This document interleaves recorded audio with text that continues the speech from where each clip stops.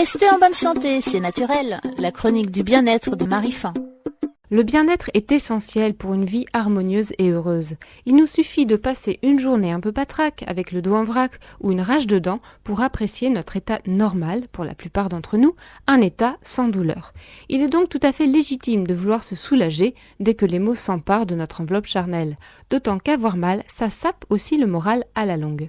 Pour autant, en France, deuxième marché mondial du médicament après les États-Unis, la consommation de médicaments peut paraître excessive et pas toujours justifiée. S'avaler un antidouleur au moindre frisson ou dès que la température augmente un peu, voilà qui peut être plus dommageable que profitable.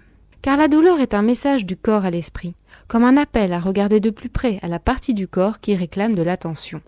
Plutôt que de faire taire le symptôme, il semble plus logique de s'attaquer à sa cause. Sinon, la douleur ne fait que revenir, s'installer, devenir chronique, et parfois même évoluer en s'empirant généralement.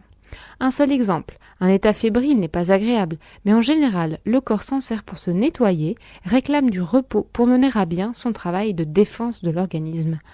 Permettre à son corps de faire son travail, c'est lui donner le temps de guérir sans recourir à une aide extérieure. C'est guérir naturellement. Prendre l'habitude d'avaler des médicaments au moindre petit symptôme, c'est aussi réduire leur efficacité et devoir prendre des doses plus importantes dans le temps. Un véritable cercle vicieux. Plus je me soigne et moins j'en ressens le soulagement. Par ailleurs, savons-nous vraiment ce que nous avalons ? Si la composition des médicaments est indiquée sur les emballages, nous ne sommes pas tous des experts en chimie, sachant ce qui se cache derrière des noms barbares. Sans compter le risque d'interaction médicamenteuse, dont le nombre de victimes par an est encore un sujet très tabou dans l'Hexagone.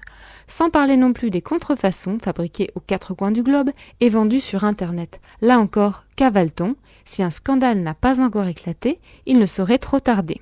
Enfin, une récente étude montre qu'une réduction de la consommation de médicaments permettrait l'économie de 10 milliards d'euros en 3 ans. Sans parler du gâchis, 10% des médicaments seraient jetés sans même avoir été utilisés. Non seulement la sécurité sociale se porterait mieux, notre porte-monnaie également, et peut-être aussi un peu nous-mêmes.